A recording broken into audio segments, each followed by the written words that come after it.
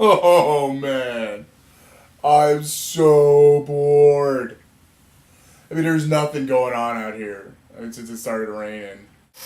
Out of the Cornell University, a professor there and his brother, who happens to be a Presbyterian minister, have noticed that over the past 1,000 years, or 515, that the portions on Jesus' plate and all of his disciples has gotten progressively larger by 23 to 69% in every subsequent re-rendering of the Last Supper. I mean, that is important research. I mean, never mind cancer, never mind AIDS, zombie swine flu. This is the real deal. Seriously, how bored do you have to be to even notice some dumb stuff like that? Seriously, so like you're telling me it went down like this?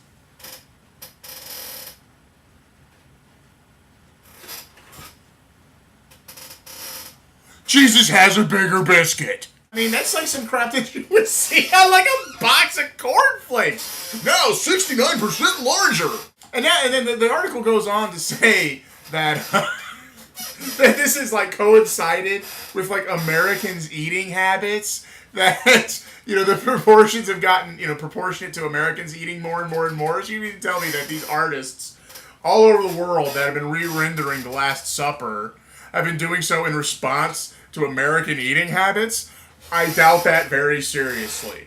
Oh, that's just, I mean, like, why? Why would you do that? Out of London, according to Reuters, there was this 25-year-old airport security guard, like kind of like the British TSA, I guess. And they installed one of those machines that can see through clothes. So when you go through airport security, they can, like, you know, make sure you don't have bombs and scissors or you know, any gel hand sanitizer, you know, because you might be a terrorist. Because, you know, if you were a terrorist, you would hide that stuff on your body and try to get through security, right? So they need to be able to look through your clothes to make sure that you don't have like an AK-47 in your shorts, because terrorists are stupid. But anyway, so this guy, his female coworker, like, accidentally walks to the machine or wanders into it or something, and he starts ogling her. I mean, he seriously, he starts making lewd comments to her. But could you imagine being in line to get, like, go through security to get on your airplane to go fly wherever you're going to go fly, and to see this jackhole making lewd comments to one of his coworkers who just walked through the machine? So, I mean, imagine standing there in that line and your girlfriend's in front of you, you know, she, or wife, or wife and or girlfriend is in front of you and is about to go through the machine. Bullshit. So imagine, like, look, if I were to walk through that machine and the guy was like, I mean, I would be pissed. And I mean, this isn't just in London. They installed one of these things in Boston, I think. I'm pretty sure it's at the second busiest airport in the country, and I think that's Boston.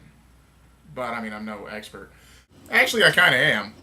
But I do know that they installed one there. And you know how crackerjack Johnny on the spot TSA is, right? How well they did thwarting terrorism last Christmas when that guy got through with a bomb in his shorts and set his crotch on fire. Hey, Doc. Got this burning sensation when I pee. So you want those guys?